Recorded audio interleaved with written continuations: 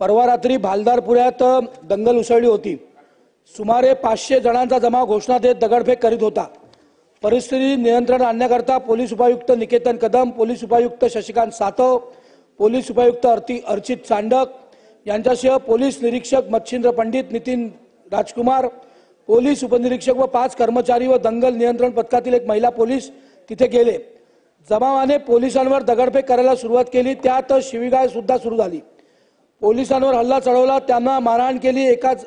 त्यातल्या काही जमावाने महिला पोलिसाला पकडलं आणि त्यांचे वस्त्र काढण्याचा प्रयत्न केल्यानंतर त्यांना दुसऱ्या बाजूला नेण्याचा प्रयत्न केला, पण ती महिला इतकी शूरवीर होती की तिने त्या सगळ्या जमावातून ती बाहेर पडली आणि नंतर तिने काल याची तक्रार नोंदवली आहे।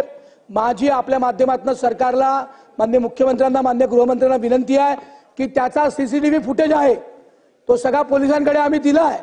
तो सगळा बघून त्या सगळ्या नालायकांवर, त्या नराधमांवर कडक कारवाई करावी असा